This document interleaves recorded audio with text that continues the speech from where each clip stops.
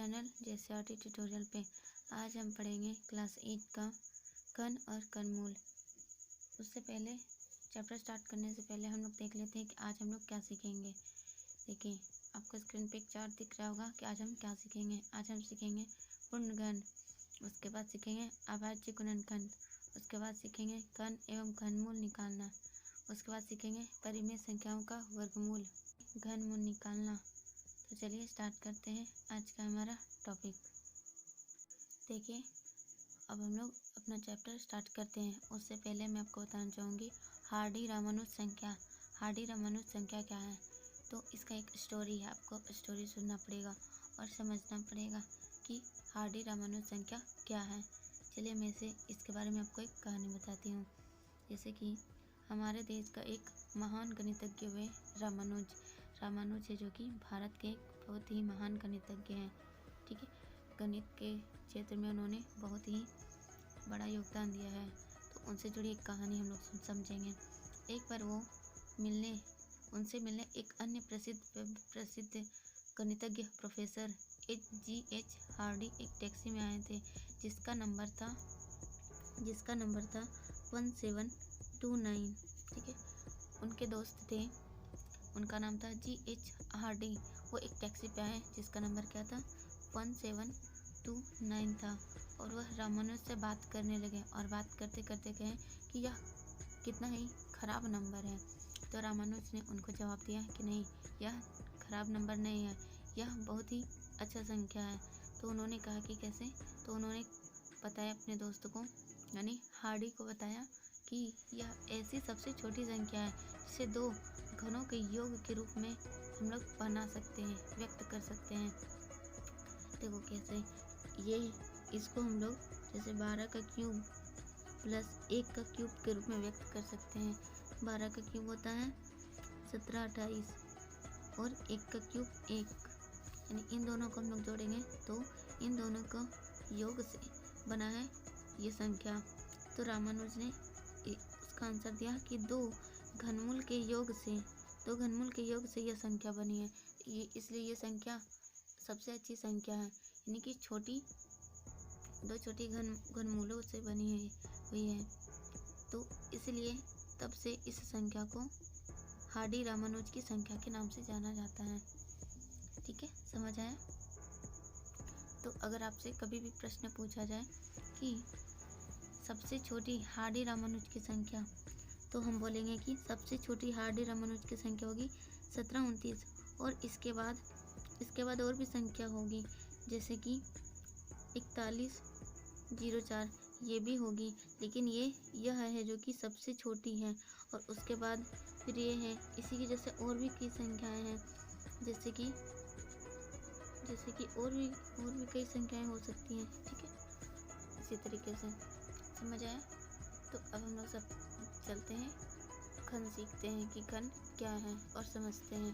देखें, घन को हम लोग इंग्लिश में बोलते हैं क्यूब।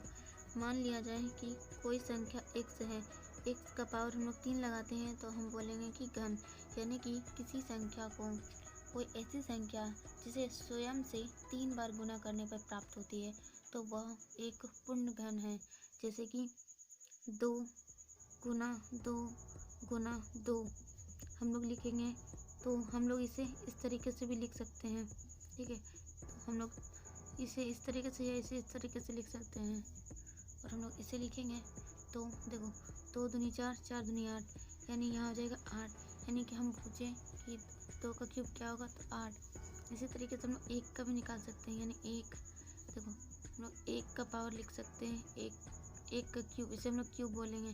ठीक है, क्योंकि कण को इंग्लिश में क्यूब बोलते हैं। 1 का क्यूब 1 गुना 1 गुना 1, यानी कि किसी भी संख्या को स्वयं से 3 बार गुना किया जाए तो वह संख्या घनमूल होती है। यानी 1 का अगर हम लोग क्यूब करेंगे तो 1 ही आएगा। 1 गुना 1 1 गुना 1 हुआ।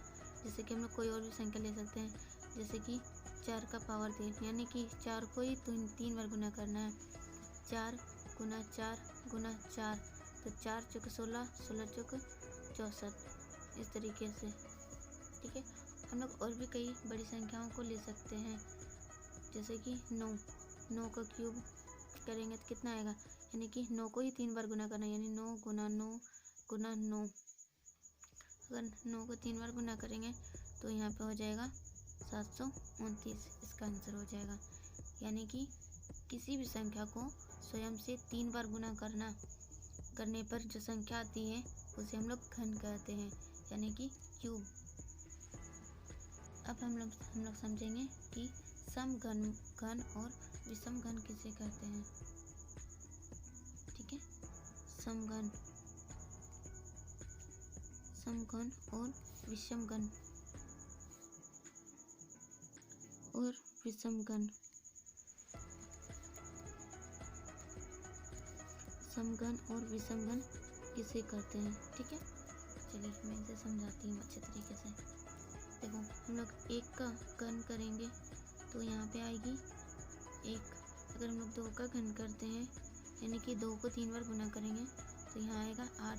अगर हम लोग 3 का घन करते हैं तो आएगा 27। 4 का घन करेंगे तो आएगा 64।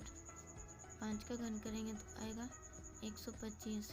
6 का घन करेंगे तो आएगा 216। 7 का घन करेंगे तो आएगा 343। इसी तरीके से 8 का घन करेंगे तो आएगा 512। 9 का घन करेंगे तो आएगा 729। और हम लोग 10 का घन करेंगे तो आएगा, तो 10 को 3 बार गुना करेंगे तो हो जाएगा 1000।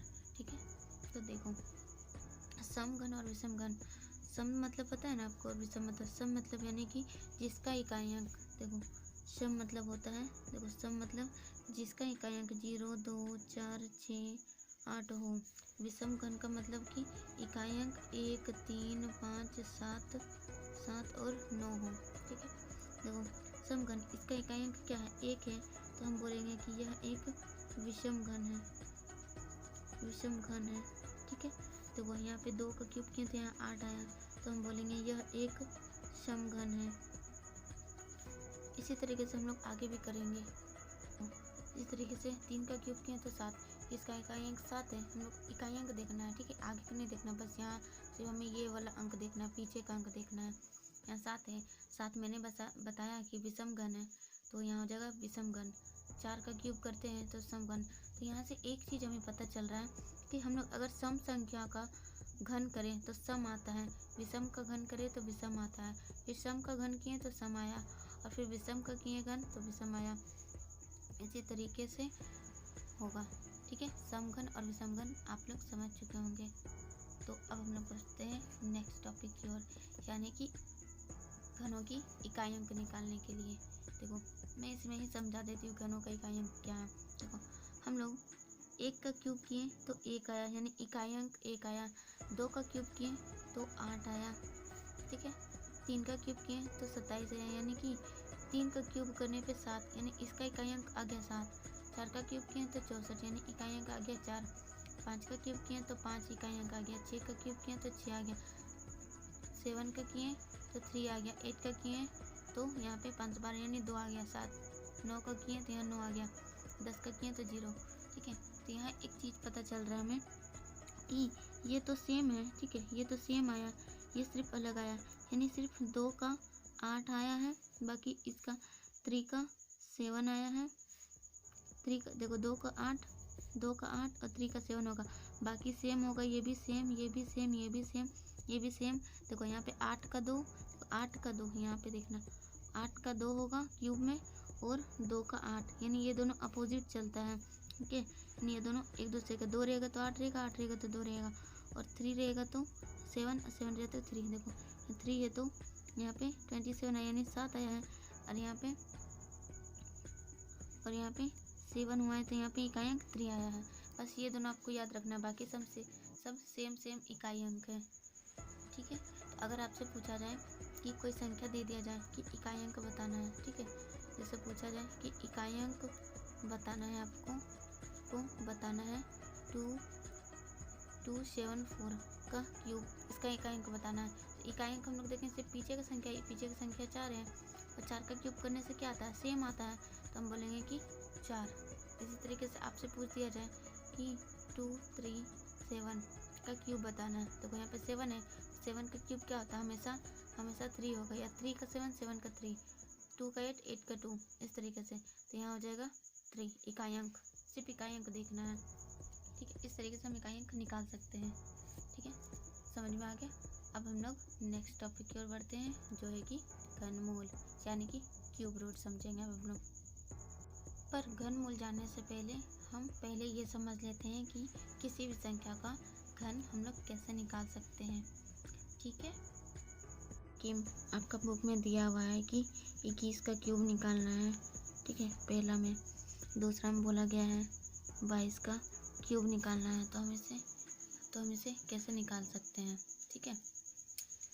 और भी बोला गया है, 25 का भी बोला गया है और 40 का भी बोला गया है। तो हम कैसे निकाल सकते हैं, तो हमें इसे निकालने के लिए देखो, मैंने आपको बताया है कि घन निकालने के लिए इसी संख्या को 3 बार गुना करना होगा, यानी 21 गुना 21 गुना 21, 22 का कैसे निकालेंगे, यानी 22 गुना 22 गुना 22।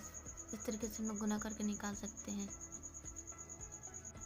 इसे गुना करेंगे तो आएगा 92, 61। मुझे याद है, ठीक है। ये सब आप लोग को याद नहीं होगा तो आप लोग को मल्टीप्लाई करके ही लिखना होगा।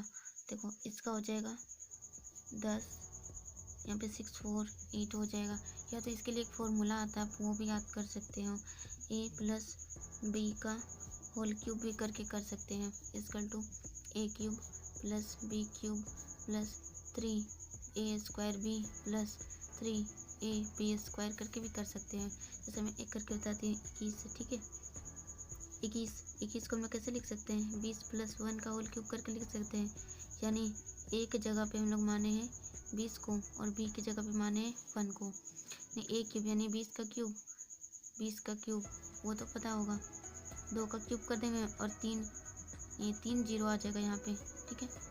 प्लस b का क्यूब यानी 1 का क्यूब प्लस 3 × a² यानी 20 का स्क्वायर गुना b यानी कि 1 प्लस 3 × a यानी 20 गुना 1 का स्क्वायर। देखो इधर हो जाएगा 2 का क्यूब हो जाएगा 8 और उस पर 3 जीरो, 1 2 3 प्लस 1 का क्यूब 1 प्लस वो 20 का क्यूब करेंगे तो 3 गुना 2 देखो 20 का नहीं करना, 2 का करेंगे, 2 का क्यूब करेंगे यानी 2 गुना 2 यानी कि 4 पर 2 जीरो गुना 1 प्लस देखो 1 का क्यूब करेंगे तो 1 ही हो जाएगा यानी 20 दिया हो जाएगा 60। इधर हो जाएगा देखो 8000 प्लस 1 प्लस देखो इसको 4 दिया 12 यानी कि 1200 प्लस 60। अब हम इसे जोड़ देंगे यानी कि देखो इधर हो जाएगा 1261, ठीक है। इधर हो जाएगा 1261 यानी कि 1261। अब इसे ऐड करेंगे तो हो जाएगा 9261। देखो आया ना। देखो इस तरीके से आप गुना कर लो, गुना करने में थोड़ा समय लगेगा इसलिए आप फॉर्मूला बैठा करके भी कर सकते हैं। ये फार्मूला आपका बुक में नहीं दिया हुआ है लेकिन मैंने आपका सिर्फ नॉलेज के लिए बता दिया है।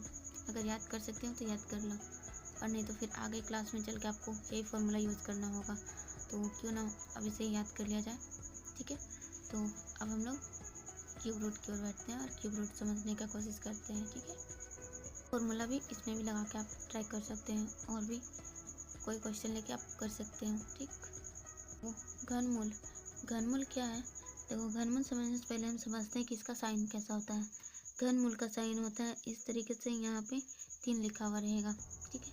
थोड़ा सा इस तरीके से यहाँ पे 3 रहेगा, ठीक है। और वर्गमूल घन का हम लोग ने साइन देखा था कि x का पावर 3 था, ये घन का साइन था, ठीक है। कोई संख्या का पावर 3 था, तो ये तो हम लोगों का घन हो गया। लेकिन घनमूल किस तरीके से होगा, उसका साइन ऐसे होगा, जैसे कि हम लोग एक संख्या ले लेते हैं जैसे कि 64 का घनमूल 3, तो हमें यहाँ बोला जाएगा कि 64 किसका घनमूल है, वो संख्या निकालना है। तो हम कैसे निकालेंगे, हम इसे अभाज्य गुणनखंड विधि के द्वारा निकाल सकते हैं, ठीक है। देखो हम लोगों ने 3 बार गुना किया था, किसी संख्या को 3 बार गुना किया था तो वर्ग बना था, तो उसी तरीके से हम लोग इसे भी सॉल्व करेंगे। तो हम लोग पहले अभाज्य गुणनखंड विधि से हम लोग निकालना सीखते हैं, अभाज्य गुणनखंड विधि, ठीक है। गुणनखंड विधि से निकालना सीखते हैं। अभाज्य गुणनखंड विधि है क्या? तो देखो, जैसे कि यहाँ पे 64 है तो हम लोग 64 को लिखेंगे और इससे हम लोग इस तरीके से एलसीएम के जैसा या फिर अभाज्य गुणनखंड की विधि के द्वारा सॉल्व करेंगे। तो बस यहाँ पे 64 है तो 2 से लगाएंगे, 2 तिया 6, 2 दूनी 4, 2 से लगाएंगे, 2 एकम 2, 1 यहाँ चला गया यानी कि 6, यानी देखो 16 दूनी 32। इन दोनों को गुना करने पे यहाँ आना चाहिए, फिर इन दोनों को गुना करेंगे तो यहाँ 16 दूनी 32। अब देखो यहाँ पे क्या हम लोग लगा सकते हैं, 2 से लगा सकते हैं 8, 2 से लगाएंगे 4, फिर यहाँ पे 2 से 2। अब क्या करना है हमें, ये किसका संख्या हमें पता कैसे चलेगा? तो हम क्या करेंगे, इन सबको यहाँ पे लिखेंगे, यानी 2 तो कितना बार है, 1 2 3 4 5 6, 6 बार इसको गुना करके लिखना है, 4 5 6। अब क्या करना है, इसे 3 3 का पेयर बनाना है। देखो यहाँ 3 लिखा हुआ है ना, तो 3 3 का पेयर बनाना है, 3 यहाँ पे 3 यहाँ पे, 3 3 का पेयर बन गया। तो हमें क्या करना है, 3 पेयर में से एक पेयर निकालना है, तो 3 पेयर में से एक संख्या निकालना है। देखिए 3 संख्याओं में से एक संख्या निकालिए, फिर 3 संख्याओं में से एक संख्या निकालेंगे। अब इसे गुना करेंगे, 2 दूनी 4, यानी कि ये 4 को हम लोग अगर 3 बार गुना करेंगे ना तब ये संख्या आएगी। तब हम बोल देंगे कि ये 4 का घनमूल है। इस तरीके से अगर नहीं समझ में आया तो हम दूसरा क्वेश्चन लेते हैं और उससे समझने का कोशिश करते हैं। जैसे कि देखो, मैं दूसरा संख्या लेती हूँ और समझाती हूँ। जैसे कि कोई इस बार अब हम बड़ा संख्या लेते हैं, ठीक। जैसे कि कोई संख्या लेते हैं 125 लेते हैं, ठीक है। 125 किसका क्यूब रूट है? किस संख्या को 3 बार गुना करेंगे तो 125 आएगा। तो हम लोग अभाज्य गुणनखंड विधि के द्वारा निकालते हैं। तो 125 को हम लोग क्या करेंगे, इस तरीके से अभाज्य गुणनखंड करेंगे, यानी कि 5 से दूनी 10, 2 यहाँ गया यानी कि 5, फिर यहाँ पे 5 5 25। देखो अब आगे ना होगा गुना, नहीं होगा, तो हम लोग इस तरीके से लिख सकते हैं 5 गुना 5 गुना 5। वो 3 संख्या है, 3 संख्या है तो एक संख्या निकल जाएगा, एक संख्या निकल जाएगा, यानी कि अगर हम लोग 5 का 3 बार गुना करेंगे तो ये आएगी। तो हम बोलेंगे कि इसका क्यूब रूट है जो कि 5 हो जाएगा। ये हमारा आंसर हो जाएगा, ठीक। हम लोग बड़ा संख्या को भी इसी तरीके से निकाल सकते हैं, जैसे मैं आपको निकाल के दिखाती हूँ। जैसे कि आपका बुक में दिया है अभाज्य संख्या निकालने के लिए एक एग्जाम्पल, मैं उसे ही लेकर समझाती हूँ। जैसे कि यहाँ दिया है 74088, इसको देंगे, ठीक है। देखो यहाँ पे 2 से 2 तिया 6, 2 सते 14, फिर यहाँ पे आ जाएगा 2 चौके 8, 2 चौके 8, फिर 2 से लगाएंगे, 2 एकम 2, 2 8 16, 2 5 10, 2 दूनी 4, 2 दूनी 4, ठीक है। 2 से 2 9 18, 2 दूनी 4, 2 6 12, 2 एकम 2। देखो फिर यहाँ लगाएंगे 3 से, 3 तिया 9, 3 8 24, 3 7 21, फिर लगाएंगे 3 से, 3 एकम 3, 3 दूनी 6, 3 9 27। फिर इसी तरीके से आगे भी लगाएंगे, फिर लगाएंगे यहाँ पे 3 से, देखो 3 चौके 12, 3 तिया 9। इस तरीके से हम लोग यहाँ पे करेंगे तो इसका आ जाएगा गुणनखंड 2 गुना 2 गुना 2 गुना 3 गुना 3 गुना 3 गुना 7 गुना 7 गुना 7, ठीक है। यानी कि देखो हम लोग यहाँ पे 3 3 संख्या है, 3 3 संख्या में से एक एक संख्या निकालेंगे, यानी यहाँ 2 3 बार है तो एक बार निकालेंगे तो 2, यहाँ पे 3 बार है तो यहाँ निकालेंगे 3 एक बार, यहाँ पे 7 है तो 7 निकालेंगे एक बार, यानी कि 3 दूनी 6 और 6 सते 42, यानी कि ये हो जाएगा जो कि 42 का क्यूब हो जाएगा, ठीक है। तो इसका आंसर हो जाएगा 42 की 42 इसका क्यूब है, इस तरीके से, ठीक। मैं दूसरा और एग्जाम्पल लेके आपको समझाती हूँ कि अभाज्य गुणनखंड विधि के द्वारा हम लोग कैसे निकालेंगे घनमूल। देखो जैसे कि ये संख्या है, ठीक है, इसको निकालने के लिए बोला गया है, तो हम क्या करेंगे 17 28 लिखेंगे और इसे हम लोग अभाज्य गुणनखंड विधि के द्वारा भाग देते जाएंगे, ठीक है। जैसे कि 2 2 8 16, 1 2 6 12, 2 चौके 8, फिर यहाँ 2 से देंगे, 2 चौके 8, 2 तिया 6, 2 दूनी 4, फिर 2 से देंगे, 2 एकम 2, 2 एकम 2, 2 6 12, फिर इस तरीके से 2 से देंगे, 2 5 10, 2 तिया 6, यहाँ पे होगा 216, ठीक है। तो यहाँ पे हम लोग फिर से भाग देंगे, फिर 3 से देंगे। 3 दूनी 6, 3 दूनी 6, 3 चौके 12, फिर देंगे 3 8 24, फिर 8 है, फिर 2 चौके 8, 2 चौके 8, फिर इसे देंगे 2 दूनी 4, ठीक है। इसी तरीके से हम लोग यहाँ लिखेंगे, फिर इसे गुना करके, यानी कि 1 2 3, 3 बार 2 आया है, फिर 1 2 3, 3 बार 3 आया है, ठीक है। और फिर 1 2 3, देखो दिख रहा है 1 2 3, 3 बार फिर 2 आया है, तो यहाँ लिखेंगे 3 बार 2। यहाँ पे 3 जोड़ा बनाएंगे 3 3 का, तो 3 संख्या में से एक संख्या निकलेगा, यानी यहाँ 2 होगा, ठीक है। यहाँ पे 3 संख्या है 3 3, तो एक 3 निकल जाएगा। यहाँ पे 3 2 है, 3 बार 2 है, तो एक बार 2 निकल जाएगा, यानी कि 3 दूनी 6, 6 दूनी 12। यानी कि अगर हम लोग 12 का क्यूब करते हैं तो हम बोलेंगे कि इसका क्यूब रूट है, जो कि यानी कि 12 का क्यूब करने पे ही आएगा, यानी कि इसका वर्गमूल हो जाएगा 12, ठीक है। अब हम देखेंगे कि परिमेय संख्याओं का घनमूल। परिमेय संख्या तो आपको पता ही होगा, जिसे हम p बटा q के रूप में लिख सकते हैं, और q 0 नहीं होना चाहिए, यानी कि p बटा q के रूप में लिख सकते हैं और q 0 नहीं होना चाहिए। यानी कि जैसे कि मैं आपको एग्जांपल से बताती हूँ, जैसे कि हमें यहाँ पे लिखा कि 13 31, और फिर यहाँ पे लिखा मैंने 40 96, तो ये इस तरीके से क्वेश्चन देगा आपको और बोलेगा कि ये किसका वर्गमूल है, घनमूल है, घनमूल है, तो आपको बताना है। तो यानी कि यहाँ पे p बटा q के रूप में है, तो आंसर भी आपका p बटा q के रूप में ही आएगा। तो देखो हम लोग इसे अभाज्य गुणनखंड विधि से करेंगे और इसे भी करेंगे, ठीक है। तो मैं करके दिखाती हूँ यहाँ पे, जैसे कि 13 31 है, ठीक है।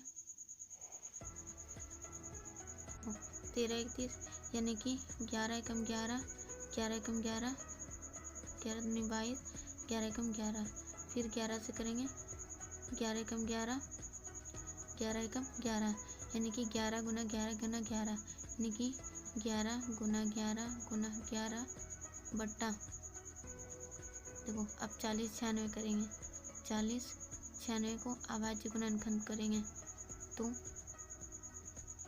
इस तरीके से करेंगे तो यहाँ तक आएगा। अब फिर 32 से यहाँ से करें, यहाँ पे जगह नहीं है इसलिए मैंने यहाँ पे किया है, ठीक है। 32 को करेंगे, यानी कि 2 16, 2 से 8, 2 से 4, 2 से 2, यानी कि 1 2 3 4 5 6 7 8 9 10 11 12, यानी कि 2 को 12 बार लिखना है, 3 4 5 6 7 8 9 10 11 और 1 12। देखो 3 3 का जोड़ा बनेगा, 3 3 का जोड़ा बनेगा तो कितनी संख्या निकलेगी, यहाँ से 2, यहाँ से 2, यहाँ से 2, यहाँ से 2, यहाँ पे 3 है तो यहाँ पे 1 11 निकलेगा, यानी कि इसका आंसर इस तरीके से हो जाएगा 11 बटा देखो 2 दूनी 4 दूनी 8 दूनी 16, यानी कि 11 बटा 16 इसका राइट आंसर हो जाएगा, इस तरीके से, ठीक है। इसे और एक क्वेश्चन लेके हम लोग समझ लेते हैं अच्छे तरीके से। जैसे कि ये संख्या है, तो हम जानते हैं कि 125 को 5 को 3 बार गुना करेंगे तो 125 आएगा, और 64 किसका आएगा, यानी कि 4 को 3 बार गुना करेंगे तो 64 आएगा। तो इस तरीके से हमारा आंसर देखो, तीनों नहीं लेना है, एक लेना है, 3 बार आएगा तो 3 संख्याओं की जगह एक हमें लेना है बटा 4, ये हमारा है जो कि आंसर हो जाएगा, ठीक है। अब समझ में आ गया होगा, तो फिर मिलते हैं इसके चैप्टर के साथ, और नेक्स्ट वीडियो में इसका चैप्टर करेंगे हम लोग। ओके, अगर समझ आया हो तो प्लीज़ वीडियो को लाइक कीजिएगा और शेयर कीजिएगा अपने सभी दोस्तों के बीच में, ताकि वो सभी अच्छे तरीके से पढ़ाई कर सकें और उनका भी चैप्टर सारा क्लियर होते रहे धीरे धीरे, ठीक है। फिर मिलते हैं नेक्स्ट वीडियो में नेक्स्ट टॉपिक के साथ, तब तक के लिए